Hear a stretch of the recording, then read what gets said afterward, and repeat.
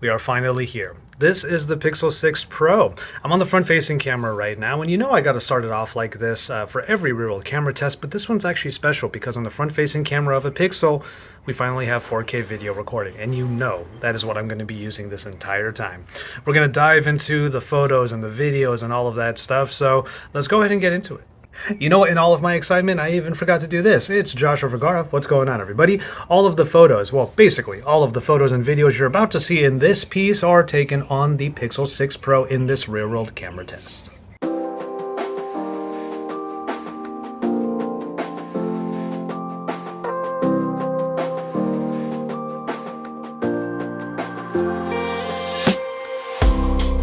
Now, of course, we have 4K video recording on the rear, but one thing that I will mention right off the bat as we get started with this is that there's no 24 frames per second, so those of you who might be sticklers for that more filmic frame rate, you're not going to be getting it here, unfortunately. You got auto, you got 30 frames, then you got 60 frames per second.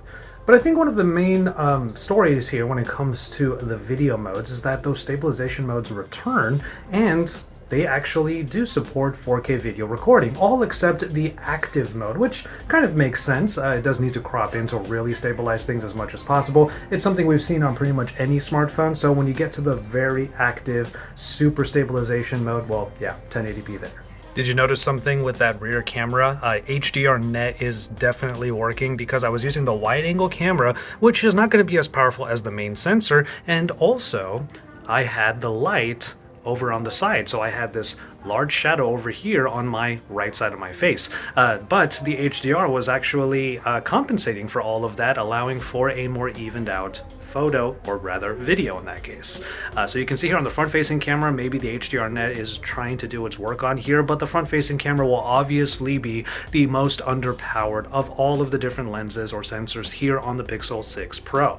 But it's doing what it can, like I'm moving over to where I will be backlit, and it's doing what it can to keep me properly exposed. Now the thing is, I'm not going to leave you in the lurch too much. I will show you some of what this phone provides in terms of the software, and I'll give you some thoughts on the performance, but that all is going to definitely be the focus of a video later on in which I talk about what worked and what didn't. The thing is, when it comes to the software, you can expect that stock Android is going to give you exactly what you need, but this time around, personalization is at an all-time high.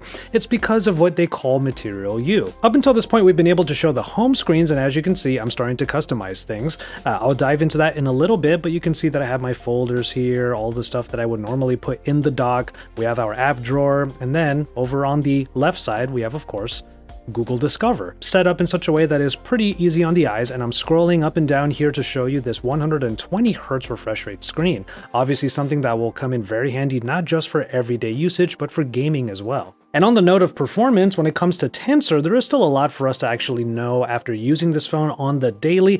For the most part though, Tensor seems to be incredibly fast with everything that you would want this phone to do every single day. As a daily driver, I've had no complaints so far. You can see I have quite a few games installed on here. I've only been able to play a little bit on here since I've been focusing on the cameras and just the everyday app experience.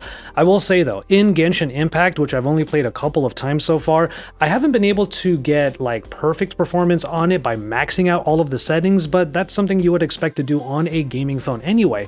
That being said, I was able to get pretty smooth performance with a few frame drops here and there. Overall, still high-end. And besides, there's something like 20 GPU cores in the Tensor SoC, which is all being used in order to get some great processing for both photos and videos using these cameras. So that's really what the focus is on, but they do seem to be providing exactly the kind of performance that most people would want out of your mobile games. Again, a lot of the stuff that I'm talking about right now will be further expounded upon in an upcoming video, but for now, I do want to show you what it looks like when you actually customize this phone and set up your wallpaper and style. See, if you were to change your wallpaper, and I'll go ahead and do that right now, we'll just head over to one of these, and if I were to turn one of these on, this is obviously a nice wallpaper that is based on Squid Game. We're going to go ahead and make this the home and lock screens, and once you get into the Material You area, once again, it will give you all of the different colors that it thinks will match this wallpaper.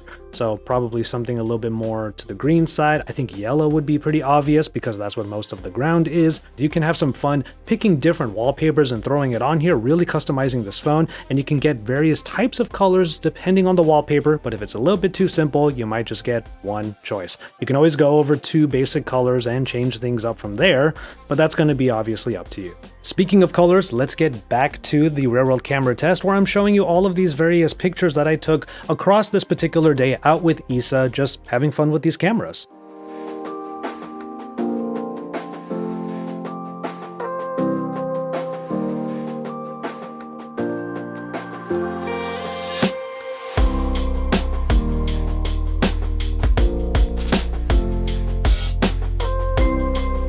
Do have to step into the office for a little while, but this might be a really good opportunity for me to use the video modes and the stabilizations and everything that the Pixel 6 Pro is bringing to the table to show the office. Actually, Isa and I did a lot of renovations here that you've been probably enjoying in our content recently. So let's do a little bit of that. How about a video montage of our little living area?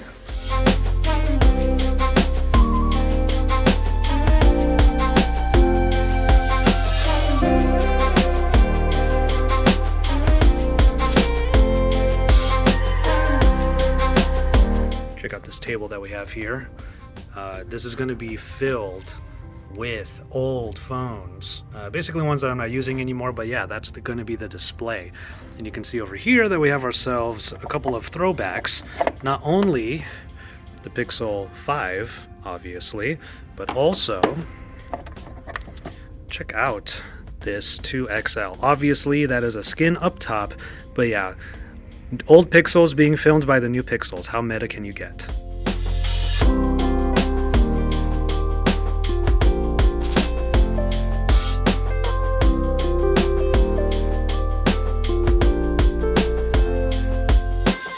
See, the thing is, when it comes to these cameras, the picture quality is a known commodity. We know already from years and years of Google Pixels in our hands and pockets that the pictures coming out of them are going to look really great, even in less than ideal situations like backlit situations or just moments where things might not be perfectly ideal for a typical photographer. But what about those situations when you have like people in the background? Take a look at this picture right now. Can you tell that I actually removed a number of people from this photo in this more or less semi-busy cafe? Let me just show you this example, and this is something that you can do across pretty much any photo, and it will give you some suggestions as to what to remove, or you can just start giving it what you want it to remove. So let's go ahead and hit Magic Eraser. It will process the photo and figure out what elements to remove, and we already have a few main choices. So if we were to tap on any of those white shaded areas, it just gets removed and replaced with something. It's a little bit like going into Photoshop and putting in the work to like remove various items in the background or just whatever you want to remove using like Content Aware Fill, where it tries to figure out what it should replace it with. The thing is here, it's all just being done with just a tap on the picture. A couple more taps are available, boom and boom. We already removed most of the background, but there's still this one person here that perhaps the processing thinks is supposed to be one of the subjects in the frame. So all we really have to do now is draw a circle around the subject.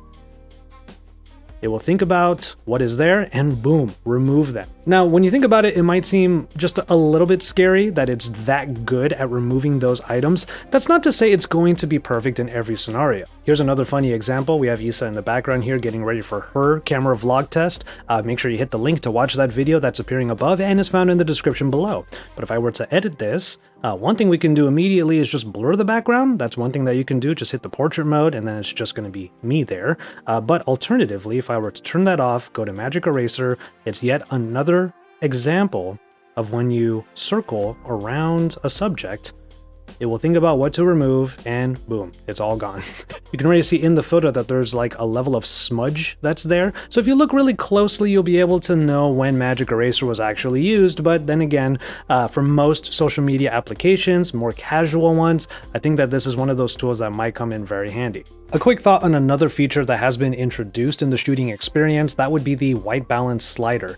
This isn't necessarily the same as a white balance correction type thing, but if you were to tap on a subject, you can actually change if it's really warm, and you can see here we get almost like a sepia tone, or if it's really cool and it's like a very strong blue hue all over the place. There are some situations where you might want to have this sort of blue or warm tone, like for example, making something that is rustic look even more rustic by giving it a more vintage filter. For the most part, I don't think I would use it too often, especially with my selfies. I don't think that I need a hue either warm or cool when I'm just taking what should be an accurate portrait. Speaking of portraits, there are still some of those issues that you might notice even from other pixels. The fact that it might not be able to do the cutout perfectly. This is a perfect example where my glasses are still a bit of a problem for the cutouts. Same thing goes for like Issa's hair or people's hair or anything like that. If it's not obvious already, my favorite part about this phone is its video capabilities. The pictures, again, are a known commodity. You know you're going to get good photos out of this, but once you get into the video, you know that Google have built up every little software thing that they needed before adding in the hardware that was sorely needed. Cinematic Pan is at 60 frames per second, but it's also at 4K. And then of course the locked stabilization, where you might end up cropping into the main sensor or getting into the 4x optical zoom sensor, and it will lock down the frame by cropping in a little bit and keeping your shot steady. But for somebody like me that already has pretty steady hands, I mean, I'm a big stickler for smooth footage, the standard stabilization is itself a big help. As far as the quality of each sensor is concerned, the front-facing camera is probably the most underpowered of the bunch, and that's usually normal for most smartphones. And on the rear, the main sensor is the one that you definitely want to be using the most for good, natural, shallow depth of field and for the highest quality possible. The ultra-wide angle, not too bad. You've seen me vlog with it a little bit already, and I am showing you when I'm using the ultra-wide. And then the 4x optical zoom is there if you want to use it, which is why I actually think the Pixel 6 might be quite the steal this year. I'm going to expound upon that in future content, maybe even do a real-world camera test with that phone as well. The Pixel 6 Pro is a good snapshot of what the Pixel 6 can do, only adding a couple of extra, let's say, pro-level things on top of it. Here comes another, actually let me check. Okay, here comes another speech enhancement test. It's a feature in the video for the front-facing camera here, so we're going to give it a try. There's a lot of music in the background. It's obviously quite noisy. Not in a bad way, but you know what I mean. Anyway, let's see if my speech coming straight to the phone is actually being picked up, aside from everything else. Now let's talk motion a little bit. Motion modes include the action pan, which is basically what you get when you are following a subject, and it will keep the subject clear while everything else is, well, in motion. And then the long exposure mode, which might be obvious to any of you out there who dabble in photography. If you have a moving subject and you are still, you're able to get that motion from, let's say, water fixtures, waterfalls, or anything of the sort. A couple of things to note though, these motion features are still in beta, which means they should be getting better as time goes on, and they are the cutting edge features that were added to the Google camera. As you might have seen from my other real-world camera tests, I don't really hone in on those cutting edge features too much. I do feature them a little bit, but my focus in these real-world camera tests is to see how these cameras, these phones, perform as everyday photo and video shooters. It has been a long time since I've been able to say this, about a pixel no less. It seems like with this phone, I can vlog pretty comfortably. The video quality is finally where I want it to be, and with the Pixel, I can get great photos and videos throughout. Either it's product stuff, vlogging, anything of the sort. It's really fun to use as well. I love it. The real fun began when Issa and I decided to go out for a drink, have a little bit of a break, but try to get some night test shots. See, night sight is a mode that we already know does its job very well. It will have the long exposure be put on top of the already established HDR computational photography that Google has been using. But the 50 megapixel main sensor is already a good performer. It already does a great job in low light situations, which kind of meant that our outing was actually not the most challenging situation for it. It was video that really impressed us. I've already said how stabilization is just adding to what this hardware is able to bring, but then add HDRnet on top of that and what you're getting is actually really great video that is exposed properly from the main sensor. And while the scenario we were sitting in may not have been super challenging from a Google Pixel Photos standpoint, when it comes to video, this is where usually everything falls apart.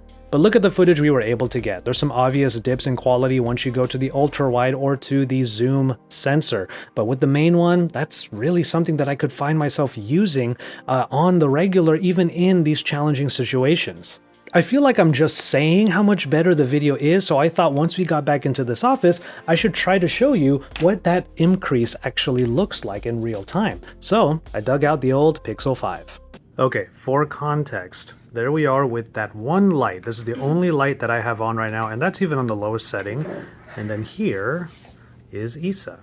This is the difference in what the low light quality is like on the Pixel 6 compared to the Pixel 5. I can already see on the viewfinders here of both phones that the Pixel 5's camera is giving me much grainier footage. He's just trying to get set up right now. Trying to get ready for computer. Oh. There is a reason why these phones, despite the fact that we've known so much about them leading up to the launch day, still had super high hype. It's because Google has proven to us time and again that their software is really good for photos and potentially for video, but we just haven't had the hardware needed to really make it hit that full potential. Now we do. With these cameras here, the Pixel 6 and the 6 Pro are giving us exactly what we have been wanting from Pixels for the last number of years. And like I said earlier, the Pixel 6 and the Pixel 6 Pro in my hand right now could actually be a go-to phone finally for those times when I need to get some quick B-roll and I don't really want to bring a full camera with me. For the first time probably ever, I can actually say that about the video capabilities when I've been saying it about photo this entire time. And so there you have it, my thoughts on the cameras in the Pixel 6 Pro in this rear-world camera test. Obviously, I was going to be impressed with the pictures, I am every single year, but it's really the video that blew me away. And no amount of extra tools for photos or anything like that could really match up to what excitement I felt when the video actually came out the way that they did. For more on the Pixel 6 Pro, I'm going to do more on the Pixel 6 Pro. Make sure you subscribe to my channel. I'm going to give you my thoughts on what worked and what didn't here, give you even more thoughts on the performance, on Tensor, and on everything that this phone has been able to bring to the table aside from the cameras in future content. So subscribe to my channel once again, get into the comment sections down below, let me know what your hype has been like for this phone. Are you excited for everything that you're seeing so far? And of course, drop some likes on this video. From there though, I'm going to go ahead and call it on this one. Thank you so much for watching. Please take care of yourselves and each other, and enjoy your tea, everybody.